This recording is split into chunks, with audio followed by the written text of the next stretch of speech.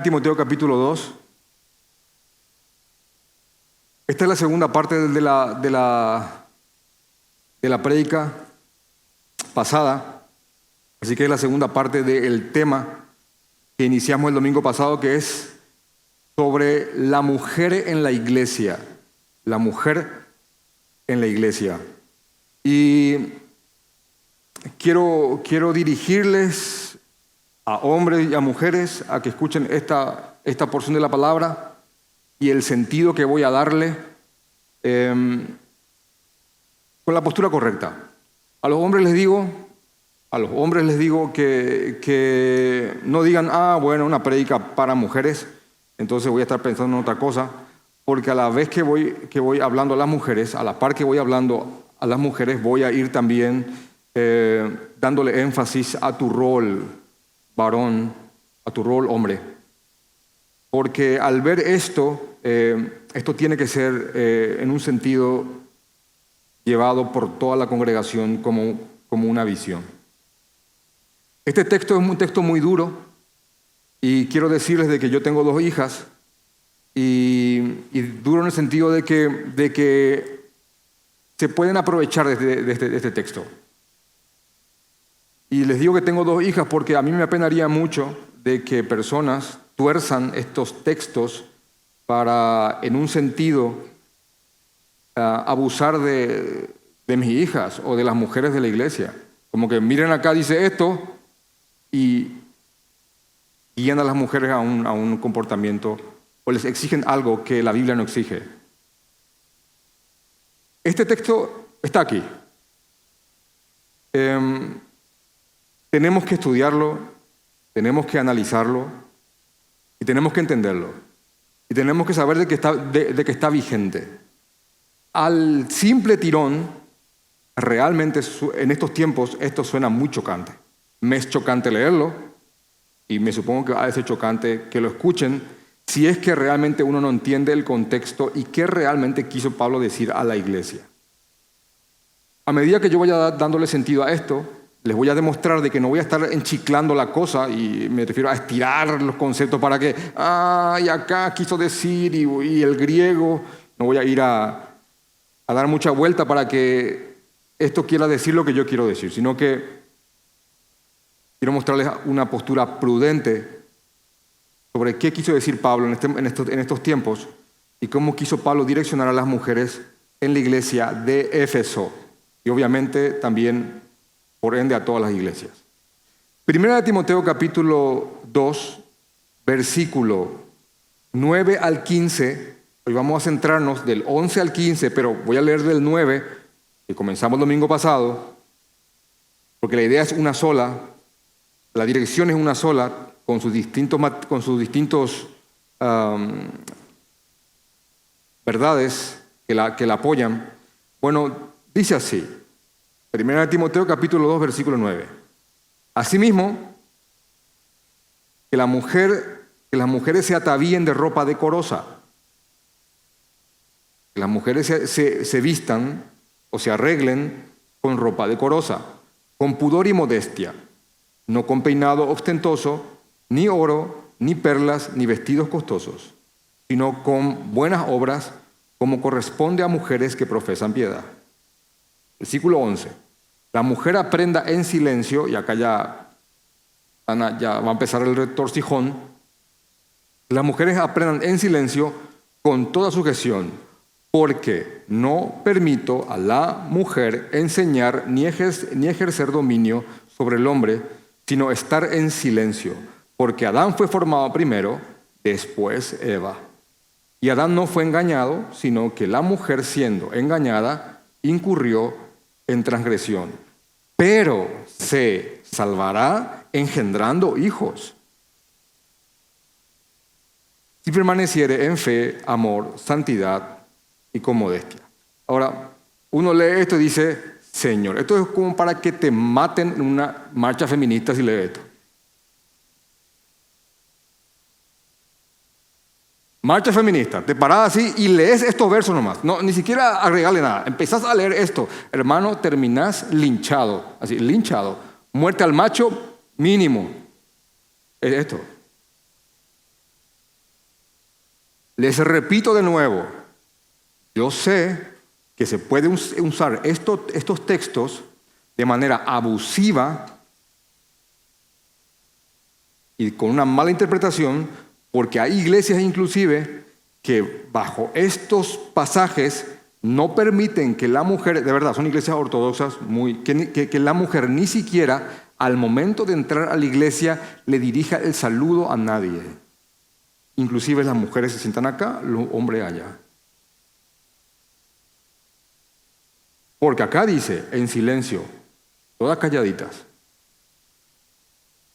Ahora, en el contexto de lo que había ocurrido en Éfeso, y trayendo la idea de todo el pasaje, no solamente eso, siguiendo con la idea que sigue el pasaje, ¿qué quiere decir esto? Porque las más grandes herejías y enseñanzas se han levantado en el aislamiento de versos, sacándolos de su contexto. Hermanos, ¿cuántos versos han utilizado mal y en tu contra para perjudicarte y perjudicar tu casa con el simple hecho de haberlos aislado de su contexto? Mira, acá dice, pero a veces falta con leer un poco más arriba o con leer un poco más abajo y te das cuenta que aquello que quisieron mostrarte en verdad no es así.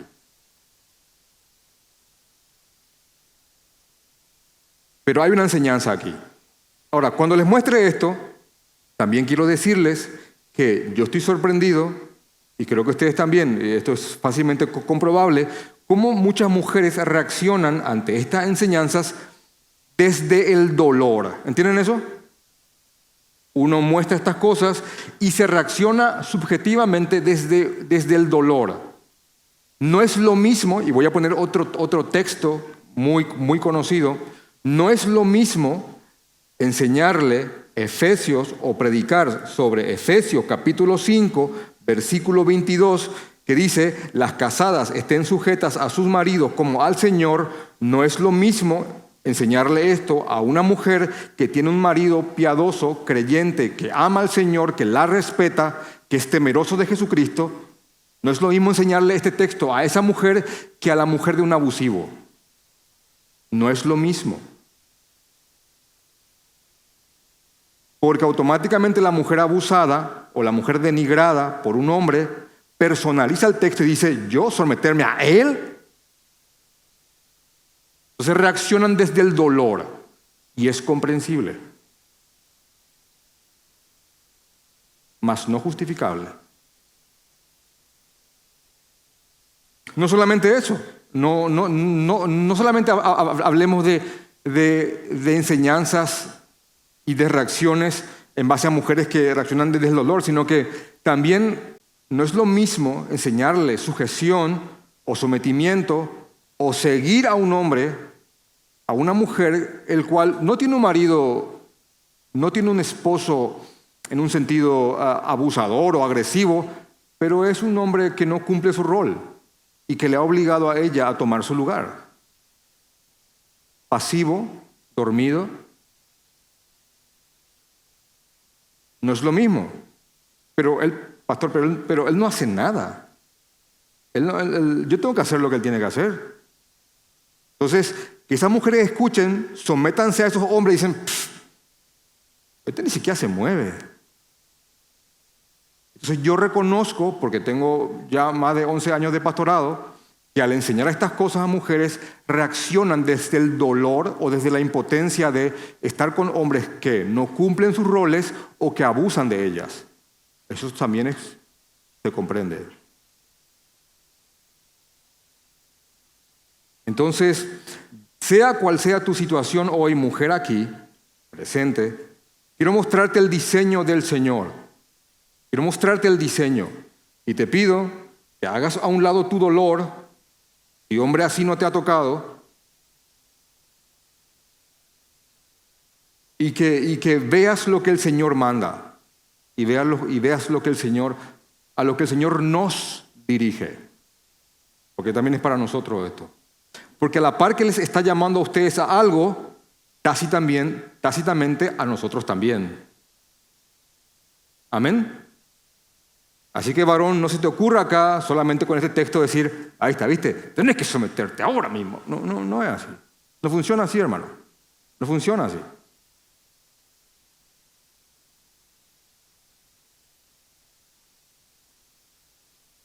Yo recuerdo que hace años,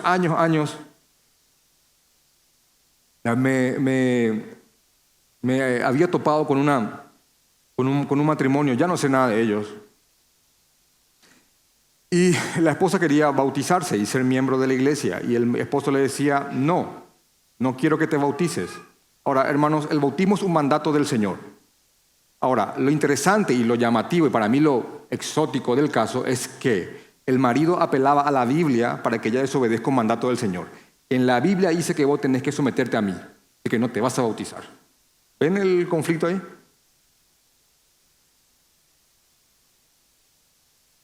Yo te digo, mujer, que vos tenés que someterte a un hombre siempre y cuando él no te guíe a pecar o a desobedecer al Señor. Te es lícita la desobediencia de cualquier autoridad, no solamente de tu esposo, de cualquier autoridad puesta en tu vida cuando esa autoridad te guía a desobedecer al Señor. Porque inclusive en el derecho, por ahí si habrá aquí algún estudiante de derecho, hay algo que conocemos como la pirámide de Kelsen. ¿Alguien sabe algo de eso? Como hay un orden de jerarquía de leyes y en la pirámide, en la punta, en la punta está la Constitución Nacional, como es que la Carta Grande, la Carta Magna. Y después vienen tratados, bla, bla, bla, bla, bla, bla, y las demás leyes. Un edicto municipal no puede sacar una ordenanza que vaya en contra de la Constitución. Se anula, porque es una autoridad inferior. Mira, si los hombres reconocen un orden de prelación de leyes y de autoridades, un orden de jerarquía, también tenés que ver así las autoridades que hay en tu vida. Y Dios es tu máxima autoridad. Y tu máxima autoridad va a mostrarte algo aquí. Estás en todo tu derecho de vereanizar y ver si estas cosas son en verdad así y desecharlas si no te parecen al ser juzgado con la palabra del Señor o seguirlas y enseñarlas. El contexto de 1 Timoteo, como todos ya saben, pero para que los que están aquí puedan seguirnos, es que Pablo le escribe a un hombre joven llamado Timoteo, que fue comisionado o encargado para poner en orden la iglesia, específicamente la iglesia que estaba en la ciudad de Éfeso. Habían cosas que no estaban bien en la iglesia y necesitaba arreglos, orden. Y Pablo envía a este hombre ahí.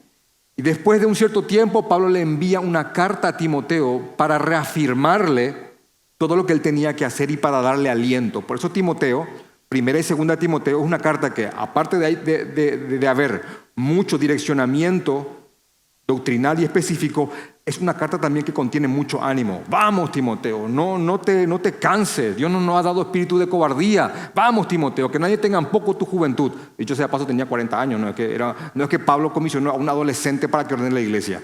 Sácate ese mito de la cabeza. Era un hombre maduro. Entonces, él tenía que poner en orden la iglesia. Primeramente, enfrentar a los falsos maestros. Con valentía. Vamos, Timoteo, enfrentar a los falsos maestros que están trastornando la iglesia.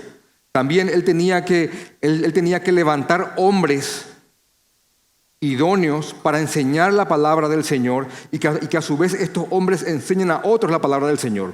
Pablo estaba guiando a Timoteo a que levante generaciones de predicadores y maestros de la palabra del Señor. Y después empieza a instruir en cuanto a cómo debía de comportarse la iglesia cuando se reúne a adorar. Y eso comienza básicamente en el capítulo 2 de 1 de Timoteo, donde Pablo guía a Timoteo a que Timoteo guíe a la iglesia a que cuando se junten oren juntos y unánimes. Ore, que la iglesia ore. Después de eso, de dar direccionamientos claros en cuanto a cómo debe de comportarse la iglesia, debe entrar en comunión y orar, muestra el alcance, hasta dónde tienen que orar, por quiénes, cómo y por qué. Bueno, después de esto, de dirigirse a los hombres para que ellos sean los que dirijan la oración y que cuando oren lo hagan levantando manos santas, sin ira ni contienda, entiéndase, oren santificándose, se dirige a las mujeres de la iglesia. En el contexto de la congregación, voy a ser reiterativo en eso, Y le dice a las mujeres que tienen que arreglarse, que pueden arreglarse, que Dios les ha puesto ese anhelo, ese deseo, que las mujeres pueden ataviarse, también se puede traducir como arreglarse. Las mujeres pueden arreglarse, no hay problema con eso, Dios las ha hecho así, pero deben de hacerlo con pudor y modestia. Decorosamente, claro, pero con pudor y modestia. Y el domingo pasado estudiamos estas dos palabras. Pudor, esa vergüenza por no ofender al Señor, y modestia, que tiene que ser en un sentido moderadamente, con dominio propio, sin dejar rienda suelta a las pasiones. Así que, ¿cómo hago para vestirme, pastor?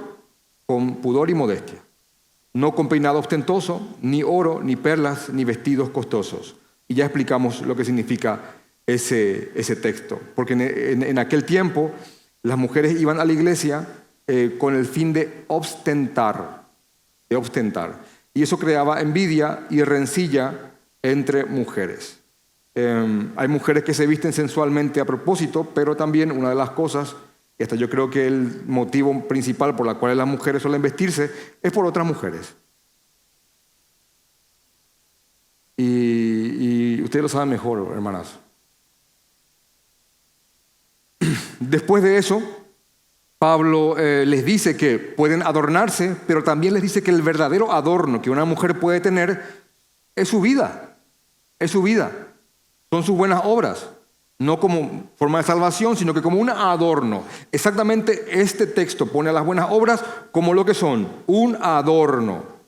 Un adorno. Así que no se adornen con esto, no hace falta, pueden hacerlo, pero no hace falta que vengan muy pomposas, sino que sería mejor que se adornen con esto. Y dice que se adornen con buenas obras como corresponden a mujeres que profesan piedad. Y piedad es que realmente viven lo que creen. Cuando hablamos de personas piadosas, hablamos de personas que viven lo que dicen que creen, que viven el Evangelio y una vida que quieren servir al Señor, que quieren que sea de servicio al Señor. Ahora, después de esto, de dirigir Pablo a las mujeres en la iglesia, a través de Timoteo, para que sean en un sentido prudentes en el vestir, dice, la mujer aprenda en silencio. Y uno dice, ¿qué? ¿Cómo que la mujer aprenda en silencio? Entonces yo quiero dividir este pasaje en dos puntos. En 4 puntos, pero este versículo en 2. Quiero mostrarles el concepto de enseñanza o de aprendizaje. Quiero mostrarles la forma en la que Pablo guía a las mujeres a que aprendan. También quiero mostrarles las consecuencias de no obedecer al diseño y una forma que Dios ha dado a la mujer para que se reivindique, inclusive desde la caída. Y el texto dice así, otra vez leo, la mujer aprenda en silencio. Ahora, en los tiempos en que fue escrito esta carta, tanto judíos como griegos tenían muy poco estima a la mujer. Y basta con que abran un libro. Yo siempre recomiendo Sartú y Murier, porque es un libro con el cual yo aprendí historia en la UNA, y de hecho lo siguen usando. Y cuando uno va a la parte griega, y el concepto que tenían los griegos de las mujeres era de inferioridad. Eran básicamente vasos para engendrar otros seres humanos y punto. De hecho, que creían que las mujeres tenían una capacidad cognitiva o intelectual muy inferior inclusive a la del más inferior de los hombres. Así que tanto griegos como judíos, no porque el Antiguo Testamento diga eso, sino que porque los judíos con el tiempo se apartaron de lo que la palabra dice, de lo que el Antiguo Testamento dice y de la dignidad que da Dios a la mujer en su palabra, y los judíos también empezaron a ver de una manera corrompida a la mujer como algo inferior. Inclusive algunos no querían ni siquiera tocarlas, a no ser que sean sus esposas. Entonces, algo estaba ocurriendo aquí. Se estaba predicando el Evangelio en Éfeso y Pablo había exaltado a la mujer como en aquel tiempo no se hacía en ninguna cultura. Entonces, algunas mujeres habían tomado estas enseñanzas en un sentido ya abusivo y estaba surgiendo como una especie, dice un predicador, de feminismo primitivo en Éfeso, tomando enseñanzas en un extremo no sano. Así que el contexto responde a una reacción que desembocó por parte de una acción pecaminosa por parte de los hombres de aquel tiempo. Básicamente lo que está pasando también hoy. Así que hay mucho que aprender de aquí. Las mujeres en Éfeso querían participar de una manera más activa en las funciones de la iglesia, en las funciones pastorales, y querían involucrarse de una manera más participativa y protagonista en la enseñanza congregacional y en el gobierno de la iglesia. Entonces, Pablo, antes de dirigir a las mujeres, él da un concepto prácticamente revolucionario en su época, que es la mujer aprenda. La mujer aprenda. Así que el concepto de enseñanza o de aprendizaje que Pablo estaba hablando aquí es básicamente la misma palabra que cuando Mateo escribe la gran encomienda en Mateo 28, del 19 al 20, que dice, id y haced discípulos. Esa palabra discipular o discípulos es la misma palabra que Pablo está utilizando aquí para que la mujer aprenda, que la mujer sea discipulada, está diciendo Pablo, que la mujer sea enseñada. Y les digo que este concepto era básicamente revolucionario porque, les repito, la instrucción femenina era sumamente descuidada en aquellos tiempos, y en su contexto, Pablo, al escribir esto, le estaba dando un lugar de dignidad a la mujer en medio de realmente una sociedad misógina. La mujer puede aprender. Lo pueden hacer. La mujer puede ser discipulada. De hecho, que cuando vemos Mateo 18, del 19 al 20, Jesús está ascendiendo, se está yendo y dice, vayan y bauticen en el nombre del Padre, del Hijo y del Espíritu Santo, y también dice que hagan discípulos, y básicamente el discipulado se describe como esto: enseñándoles a que guarden todo lo que yo he mandado. ¿Qué es discipular? Es enseñar a una persona a que guarde lo que Jesús ha mandado. Así que la mujer puede ser enseñada y la mujer puede aprender. Acá dicen, en este contexto es, sí, claro que sí, pero en este contexto no era así.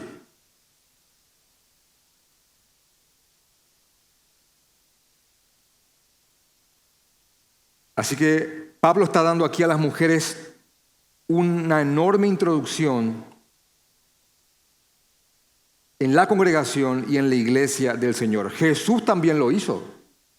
Jesús dio una participación a las mujeres que ellas nunca habían tenido y las involucraba activa y directamente en el ministerio. De hecho, que no lo voy a leer, pero en Lucas 8, del 1 al 13, titulado en la Reina Valera, Mujeres que sirven a Jesús, se ve claramente que si bien no hay mujeres involucradas en el apostolado, sí hay mujeres involucradas activamente en el ministerio de Jesucristo. Ahí estaban, activamente.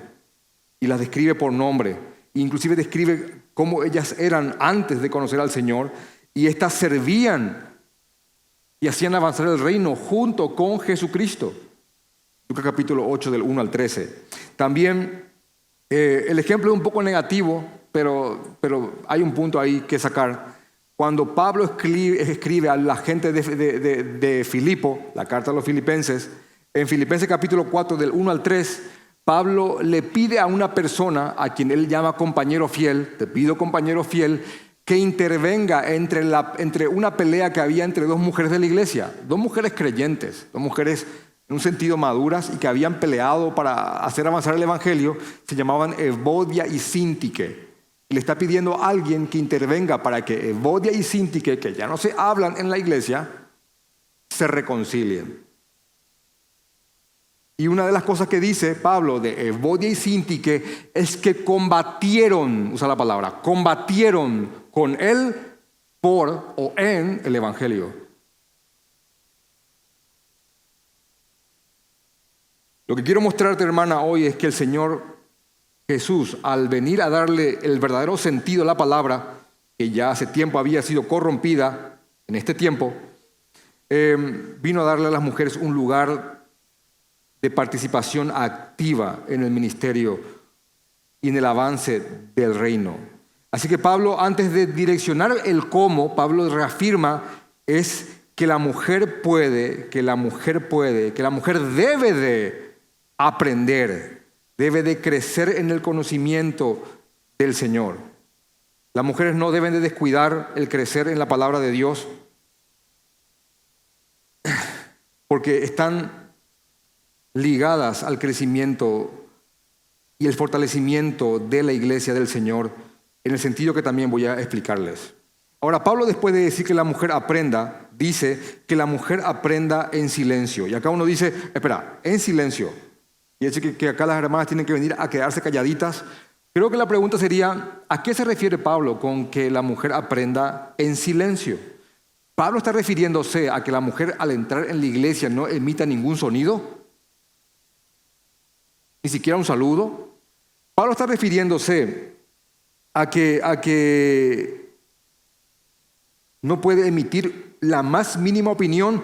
¿O qué está diciendo Pablo cuando dice la mujer aprenda en silencio? Y la respuesta es sencilla. Está en el mismo texto, inclusive en el que continúa, a qué se refiere Pablo con este silencio. La mujer aprenda en silencio con toda sujeción, y aquí está en el versículo 12 el por qué, porque ese por qué es un conector.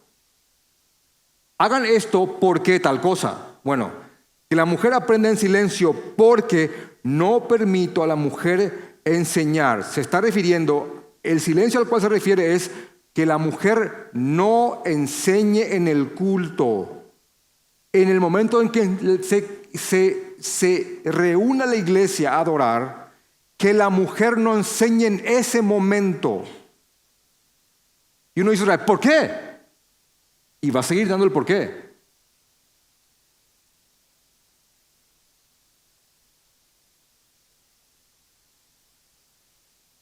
No solamente eso, después de decir que la mujer no enseñe en el culto público, también dice que la mujer no debe ejercer dominio sobre el hombre, sino estar en silencio. Y el contexto, repito, es el culto público. Ahora, ¿vieron los dos puntos que está hablando Pablo acá? Habla de enseñanza y habla de gobierno. Y aquí yo abro un tema, mujeres. ¿Quién aquí no podría decir que es un mal enorme para cualquier familia cuando los hombres no toman su lugar? ¿Verdad que sí? Ahora, cuando hablamos de que los hombres no toman su lugar, la pregunta es, pero entonces, ¿cuál es el lugar del hombre? ¿Cuál? ¿Cuál es el lugar del hombre? El lugar del hombre es ser cabeza de su casa y dirigir su familia de una manera piadosa. Básicamente lo que está mostrándote aquí Pablo es que así como hay un diseño para la familia en su sentido más esencial, también hay un diseño para la familia de Dios. Y esto es una familia. Y básicamente lo que ustedes van a hacer en micro, en sus hogares, es lo que ven en macro en la iglesia. De hecho, una de las cosas que son razonablemente claras en la palabra es que cuando leemos Efesios capítulo 5, 22, 23 y 24, anótenlo, cuando Pablo habla y dirige a las mujeres que se sometan a sus maridos, Pablo lo hace en la esfera familiar. Cuando vemos 1 Timoteo capítulo 2, del 11 al 14, Pablo lo hace en la esfera congregacional. Así que podríamos poner Efesios y Timoteo y poner una una línea que una a ambos versos y podíamos hacer la pregunta, ¿cuál es el factor común entre estas dos esferas? Que ambas son familias. ¿Me siguen? Ambas son familias. De hecho, que una de las cosas que vas a ver en Efesios capítulo 2, 19 es que nosotros somos recibidos en la familia de Dios.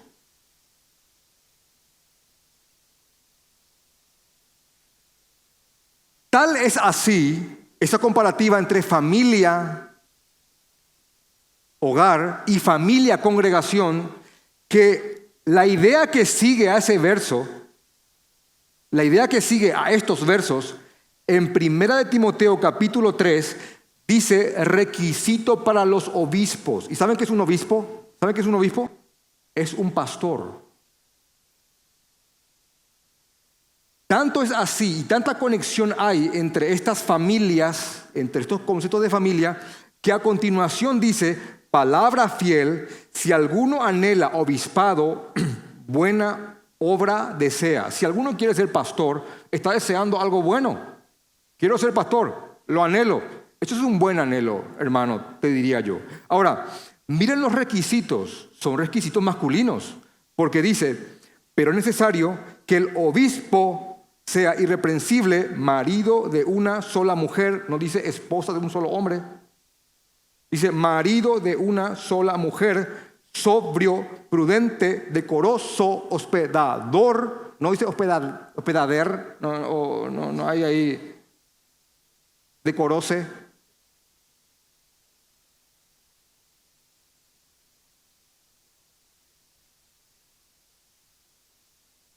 Apto para enseñar, ¿vieron?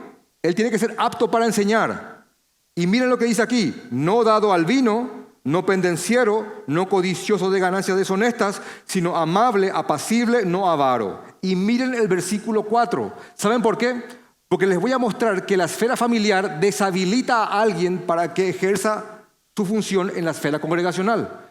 Porque dice, que gobierne bien su casa, tenga a sus hijos en sujeción con toda honestidad, pues el que no sabe gobernar su propia casa, ¿cómo cuidará de la iglesia de Dios? ¿Vieron eso? ¿Vieron esa comparativa entre familias? ¿Cómo yo voy a venir aquí a guiarles y a enseñarles si yo no puedo ni guiar ni enseñar a mi casa? ¿Vieron el punto? La esfera familiar me deshabilita para que yo ejerza funciones en la esfera congregacional. Y les muestro esto porque lo que le está diciendo arriba a las mujeres es que no usurpen el lugar de los hombres. Porque no es inferioridad o superioridad, es una cuestión de roles y hay un diseño divino del Señor. Así que mujeres, cuando se reúnan en la congregación, aprendan. No sean ustedes las que estén enseñando a los hombres, porque ese no es tu rol, ni en tu casa, ni en la iglesia. Ni tampoco ejerzas dominio sobre el hombre, ni en tu casa, ni en la iglesia.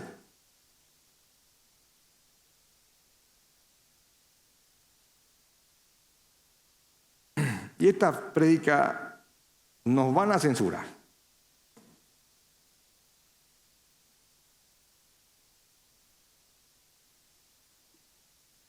Y repito, el silencio al cual Pablo se refiere aquí no es un silencio absoluto.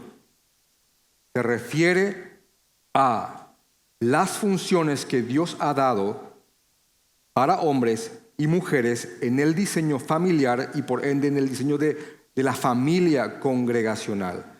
Que las mujeres aprendan en silencio y aparte dice modestamente. ¿Saben por qué esa palabra? Porque Pablo también sabe que alguien puede estar aprendiendo, pero en un sentido de que está bien, acá estoy, pero no tiene por qué gustarme. Esa palabra modestia es que en verdad lo hagas de corazón.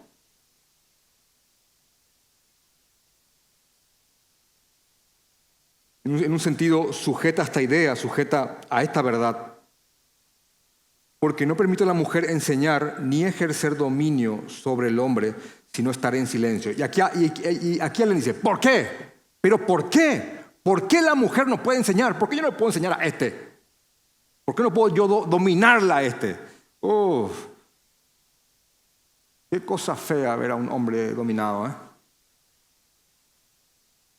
Hermanos, qué cosa fea.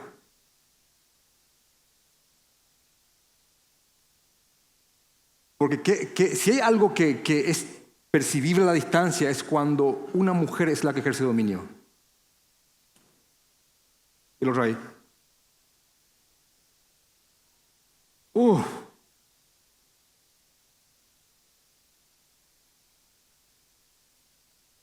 Yo te digo algo, mujer. Yo sé que ahora se está peleando mucho por esto, ¿verdad? Por el empoderamiento femenino. Pero, mujer, en tu naturaleza, si conseguís un hombre a quien puedas dominar, es un hombre que vas a terminar despreciando. Por tu misma esencia.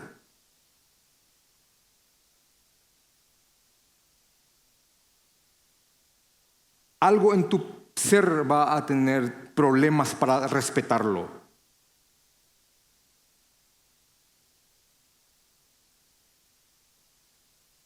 Por tu misma esencia.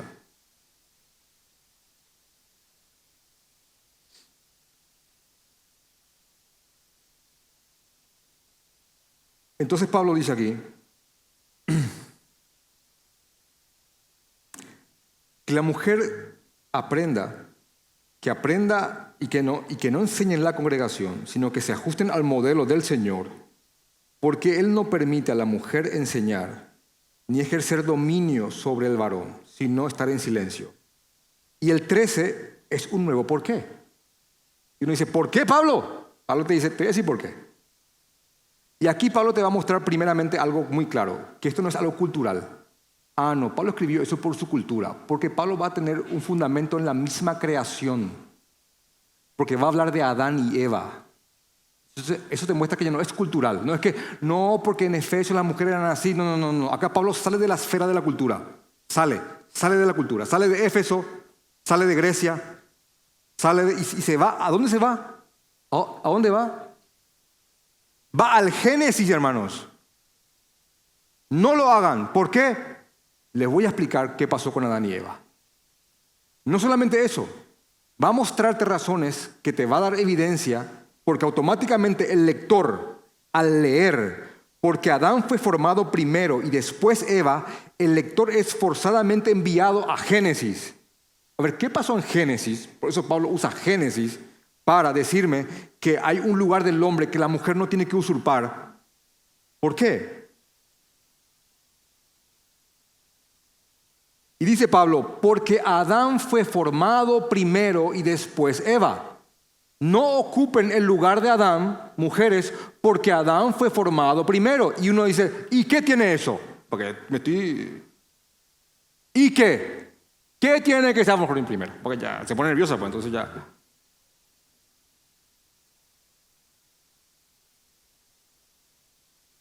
En la creación, hermanas, te lo voy a parafrasear, corroborarlo después. En la creación, hermanas, Dios crea el mar, la tierra, animales, todo lo hermoso que estás viendo, testimonio de su existencia, por cierto. Y después de eso dice, ¡pum!, hombre aquí. A mi imagen y semejanza, le transmito mis atributos en un sentido limitado. Inteligencia, él puede amar, él puede... Aquí está el hombre. Hombre, esto es la naturaleza. Yo soy Dios. Ponele nombre a absolutamente todo. Ahora, de eso no comas. De este árbol. Lo hago rápido porque todos lo conocen.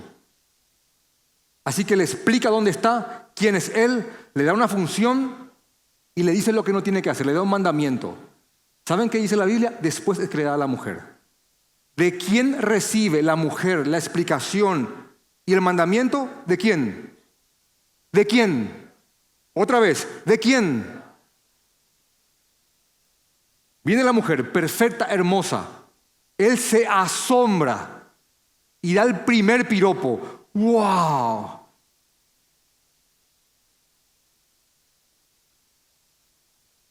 Aquí hermosa, hermosa. Y él empieza, bueno, a este le puse león. ¿Vieron? ¿Viste la melena? Y este ahí caminaban por ahí, y este tal cosa, y esto tal cosa, y esto tal cosa. Y este le puse esto, y este tal cosa. Y llegaron al punto tal y dijeron, bueno, mi amor, de ese árbol no. Dios me dijo que de ese no. ¿De quién recibió la ley, la explicación y la ordenanza la mujer? ¿De quién? ¿Se dan cuenta de dónde apela?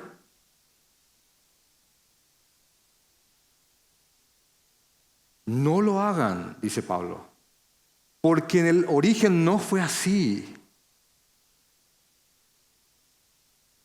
Había un diseño.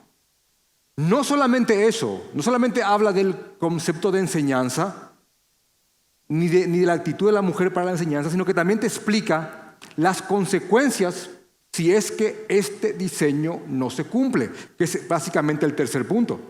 Dice, así que aprendan de esta forma. ¿Por qué? Porque Adán fue formado primero y después Eva. Ahora, miren lo que pasó cuando Eva salteó el diseño. Dice, y Adán no fue engañado, sino que la mujer siendo engañada incurrió en transgresión. La mujer se aparta del hombre, se encuentra con la serpiente y la serpiente logra trastornar lo que Adán había pasado a Eva y corrompe. Y sí quiero mostrarles eso. Quiero mostrarles qué ocurrió cuando la mujer, en vez de dirigir, de ser dirigida, se quiso poner a dirigir. Dice en Génesis capítulo 3, versículo 1, pero la serpiente era astuta, capacidad de engañar o de reconocer engaños. La serpiente era astuta, más que todos los animales del campo que Jehová Dios había hecho. La cual dijo, ¿a quién dijo? A la mujer dijo. Dijo a la mujer, con que Dios os ha dicho, no comáis de todo árbol del huerto. Y la pregunta es, ¿Dios dijo esto? Dios no dijo esto. Dios no dijo, no coman de todo árbol. Dijo, no coman de ese árbol. Así que vino la serpiente y engañó a la mujer diciendo, con que Dios dijo que no coman de todo árbol. Esto es una técnica muy vieja para desvirtuar argumentos, llevarlos al absurdo y exagerarlos. La mujer respondió a la serpiente, del fruto de los árboles del huerto podemos comer. Así que ella está diciendo, no es así. Podemos comer del fruto de los árboles, pero del fruto del árbol que está en medio del huerto, dijo Dios, no tocaréis de él, ni le comeréis, para que no muráis. Entonces la serpiente dijo a la mujer, va directamente, no te va a pasar eso, no vas a morir. Y después de contradecir directamente la palabra del Señor, Satanás le ofrece a la mujer independencia. ¿Qué? Escucha el texto. Escucha el texto. No moriréis, sino que Dios sabe Dios, que el día que comáis de él, serán abiertos vuestros ojos y ustedes serán Dios. Ustedes serán como dioses. ¿Sabes lo que te está ofreciendo el diablo cuando te dice, seréis como dioses? No va a haber nada encima tuyo. No va a haber Dios. Ustedes serán dioses. No va a haber nadie a quien rendir cuentas. No va a haber nadie que ponga leyes o mandamientos. Nadie va a regirte la vida, mujer. Vas a ser Dios.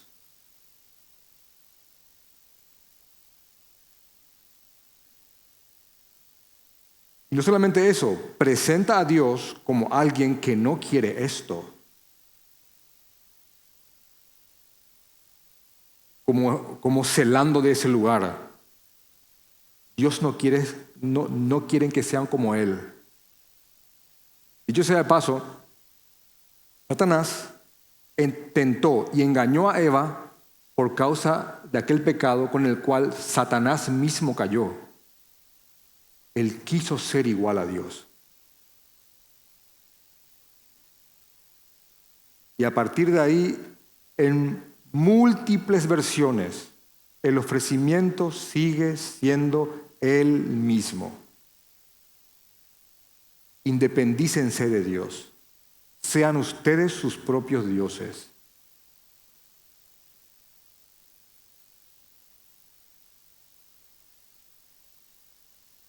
Ahora, ¿por qué Pablo trae esta terrible escena a colación para decir, compórtense así en la iglesia? ¿Por qué? ¿Por qué trae ¿Por qué trae esto? Porque está diciendo, miren lo que causó la alteración del diseño. Ya desde el inicio, cuando la mujer decidió actuar por sí misma y ir a enfrentar a la serpiente fuera de la guía del hombre que Dios le había dado.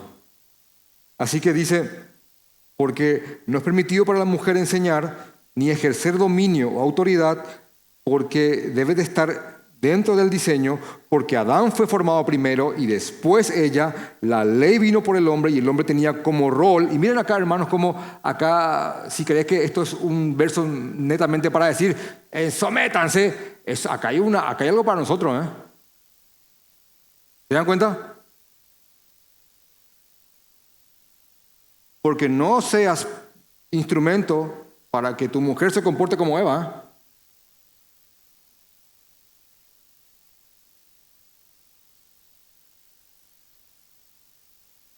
Porque Adán fue formado primero y después Eva.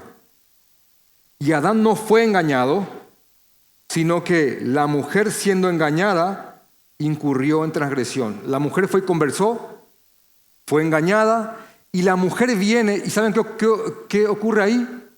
Guía a su marido. Adán sabía que estaba mal. ¿Qué hiciste? Comí.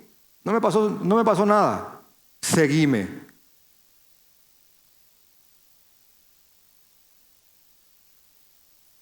Y el hombre trastocó su rol, pasó de guiar a seguir y arrastró a toda la humanidad a la caída.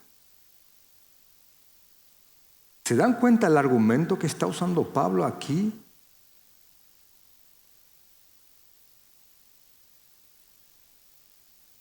Yo estoy haciendo esto aquí como un modelo de lo que ustedes hombres tienen que hacer en sus casas. ¿Comprenden eso, verdad? ¿Solo el pastor tiene que estudiar la palabra para después ir a enseñar? No, también ustedes hombres tienen que estudiar la palabra para enseñar a sus familias. Y básicamente yo tengo que exhortarte con el ejemplo. ¿No se dan cuenta que el trastornar esto no es una cuestión de machismo, feminismo o de superioridad o inferioridad, sino que se refiere a un modelo que el Señor ha dado para que podamos cumplir una misión? Pero pastor, en Gálatas dice que ya no hay hombre ni mujer. Sí, pero también dice que no hay más esclavo ni libre, ni griego ni judío. ¿A qué se refiere Gálatas? Se refiere que en Cristo hay una igualdad espiritual, pero esa igualdad espiritual no conlleva, por ejemplo, de que no haya una jerarquía entre padres e hijos, por ejemplo.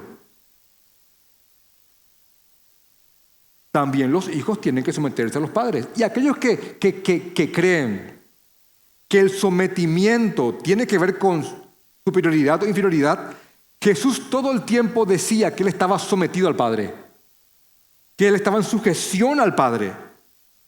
Ahora, Miren cómo eso no involucra de que el Hijo sea inferior al Padre. Son absolutamente iguales en divinidad.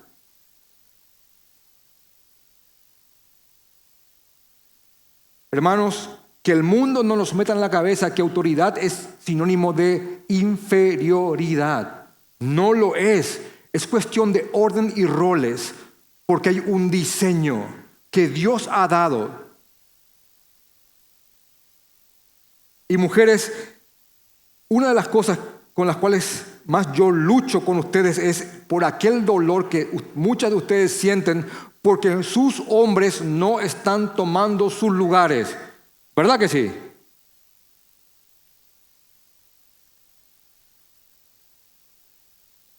Este es el direccionamiento para la iglesia.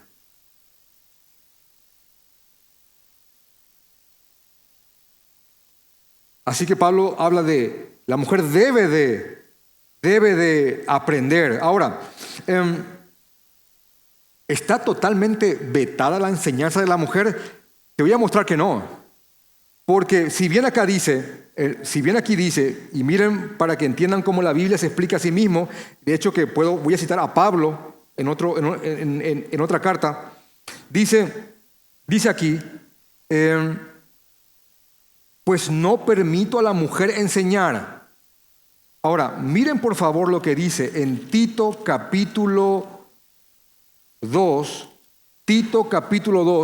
cuando Tito, otro joven que tenía que arreglar a otra iglesia, miren cómo Pablo guía a Tito para que Tito guíe a los hermanos de la iglesia. Dice en el versículo, vamos a leer del versículo 1, Tito capítulo 2, versículo 1. Pero tú habla lo que está de acuerdo con la sana doctrina, que los ancianos sean sobrios, serios, prudentes, sanos en la fe, en el amor y en la paciencia. Se refiere a gente de edad. Ahora, miren el versículo 3. Las ancianas, se refiere a mujeres maduras, que las mujeres maduras asimismo sean reverentes en su porte, no calumniadoras, no esclavas del vino. ¿Y qué dice? Maestras del bien. Y vean lo que dice el versículo 4. ¿Qué cosa? Que enseñen.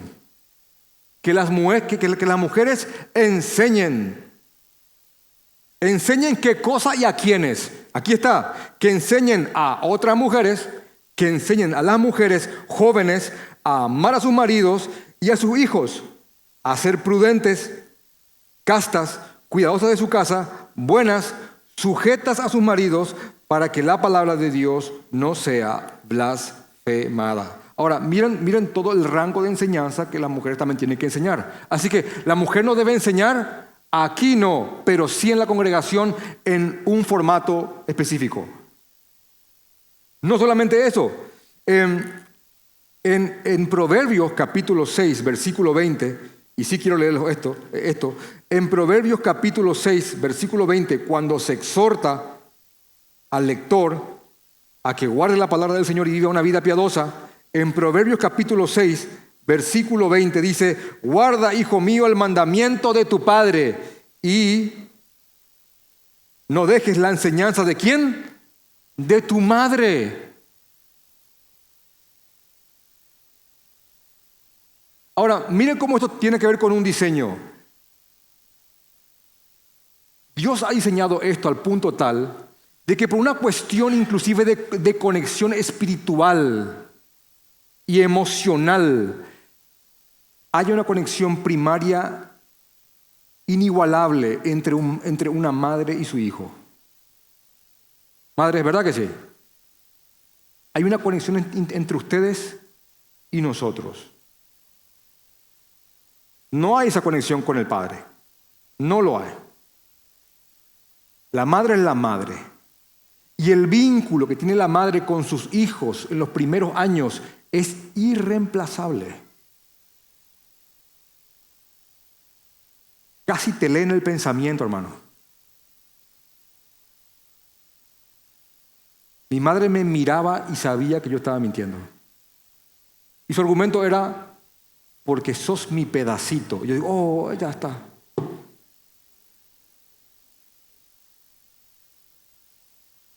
¿Sabe lo que estoy pensando? porque hasta ese punto uno siente el vínculo.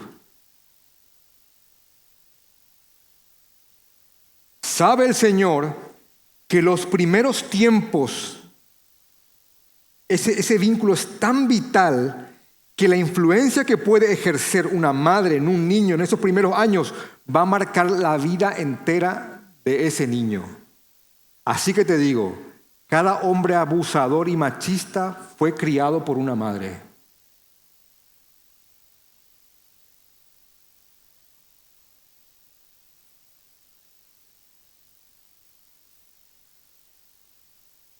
Y gran parte de ese producto, mujeres, es de ustedes. Yo he escuchado a madres celebrarle a sus hijos el hecho de tener muchas novias. Yo lo he escuchado, y no pocas veces.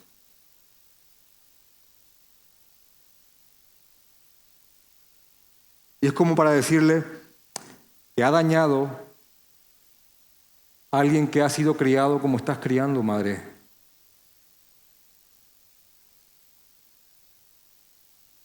Después de esto, miren la idea lógica del texto. Hay un diseño. Hombres tienen que tomar su lugar. Mujeres no tomen el lugar de los hombres. Aprendan, mujeres. Pueden enseñar en estas condiciones, pero aprendan, porque esta familia grande es al fin y al cabo una manifestación de lo que debe de ser cada familia pequeña. Mujeres, no sometan ustedes a los hombres, sino que en un concepto bíblico y sano, sométanse a los hombres en el Señor, para traer Efesios. Tampoco hablamos de un abuso. Así que sigan este diseño, porque el hombre fue creado primero y al hombre le fue dada la ley para que se las dé a ustedes. Cuando este diseño se alteró, la caída se produjo. Ahora, si quieren influir, mujeres, si quieren influir en verdad, ahí entra el texto: pero se salvará engendrando hijos si permaneciere en fe, amor y santificación. Te voy a decir que este texto no puede decir. No, este texto no puede decir que una mujer se salva por tener un hijo. Porque entonces Pablo se estaría contradiciendo en lo que dice en todas sus otras cartas. Porque la salvación no es por obras, para que nadie se gloríe. Así que no es que una mujer dice: yo tengo una vida desastrosa, pero tuve 5 hijos, así que estoy recontra garantizada en el cielo. Es una tontería. Entonces, descartar la opción A. Carpetita de tontería. Eso no puede decir. Así que esta salvación no es un sentido salvífico de vida eterna. No siempre que la Biblia dice salvación se refiere a salvación eterna. Pedro se está hundiendo, ¿se acuerdan? Estaba caminando, dudó, se hundió y Pedro dijo: Señor, sálvame. No está diciendo sálvame del infierno, sálvame que me estoy hundiendo en el agua. Aquí en el contexto de salvarse es: si ustedes quieren una forma de reivindicar todo esto, engendren hijos, y tampoco es un llamado a que sí o sí tenés que tener hijos, sino que dice una forma de enmendar esto, de reivindicarse, es criando niños e influyendo en ellos para que ellos sean después personas que glorifiquen al Señor. Eva influenció mal. ¿Querés influenciar bien?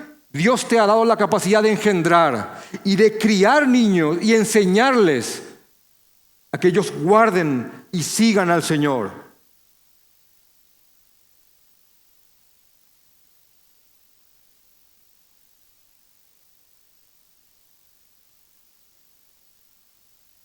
Hay una forma que Dios te ha dado para reivindicar, y te ha dado nada más y nada menos que la posibilidad de estar los primeros años formativos de un ser humano para influenciar en su vida de tal manera que esa persona sea marcada por tus enseñanzas para el resto de su vida.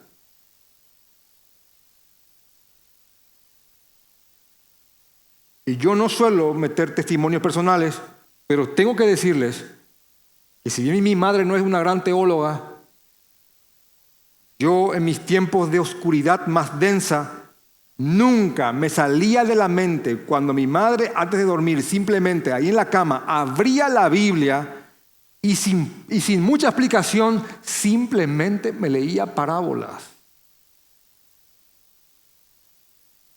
Hasta recuerdo esa Biblia verde.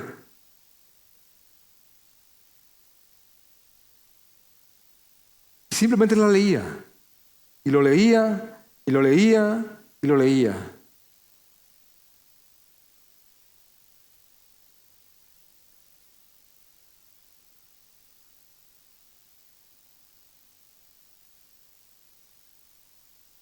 Así que una mujer puede reivindicarse, puede salvarse de este estigma, puede salvarse de esta situación. Y si quiere influir, tiene la capacidad de hacerlo por medio de generaciones que van a venir de ellas. Así que si permanece en fe, miren, si engendra hijos y permanece con estos hijos en fe, en amor y santificación con modestia, lo puede hacer. Madre creyente aquí presente, la generación que estás influyendo,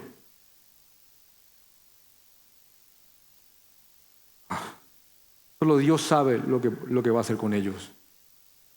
De hecho, que una de las cosas que le dice Pablo a Timoteo en la segunda carta, en el versículo 3 del capítulo 1, es Dios dice, doy gracias a Dios, el cual sirvo desde mis padres, desde mis mayores, con limpia conciencia, de que sin cesar me acuerdo de ti en mis oraciones noche y día, deseando verte al acordarme de tus lágrimas para llenarme de gozo, trayendo a memoria la fe no fingida que hay en ti, la cual habitó primero en tu abuela Loida y en tu madre Eunice, y estoy seguro que en ti también.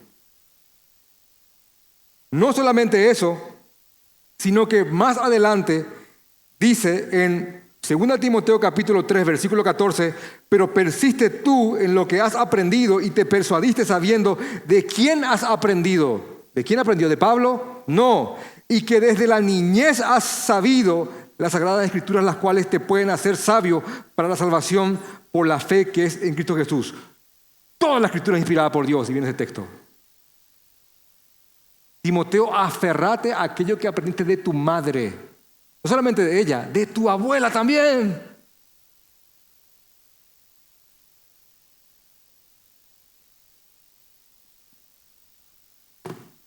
Madres, ¿quieren hombres? Críen hombres. Críen para que ocupemos nuestro lugar, para que cumplamos el diseño y el rol que el Señor tiene para nosotros. Hagan eso, mujeres. Críen hombres que pisen fuerte, que respeten y amen a una mujer, con un concepto de amor verdadero. Que tengan el parámetro de Cristo con su iglesia, del amor de Jesús para con nosotros, para que con ese formato de amor ellos busquen amar a una mujer, al punto tal de estar dispuestos a dar su vida por ellas, si así falta hiciere. ¿Cómo no? ¿Cómo no querer someterse a un hombre que te ame con ese amor?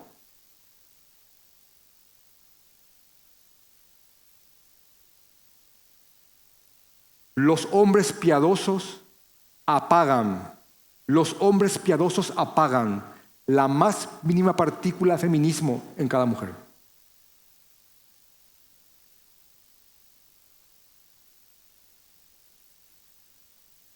Y los negligentes lo avivan.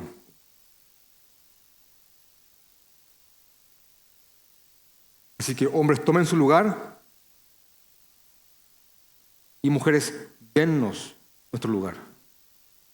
Amén. Vamos a orar.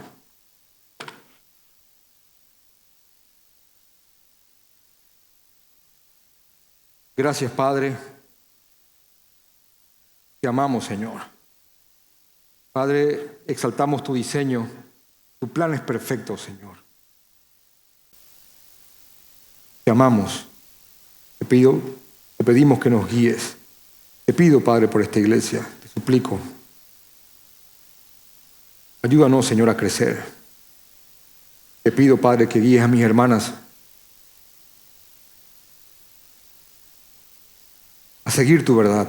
Te pido, Padre, que guíes a mis hermanos a cumplir sus roles. Y te pido, Padre, que des sabiduría, Señor, a aquellas mujeres que por circunstancias diversas no están con hombres que te aman, Padre. Dale fuerza, dale sabiduría. Dale valentía, Señor, para que te sigan y te teman.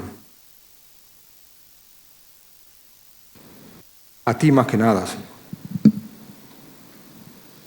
Te amamos, Jesús. Amén.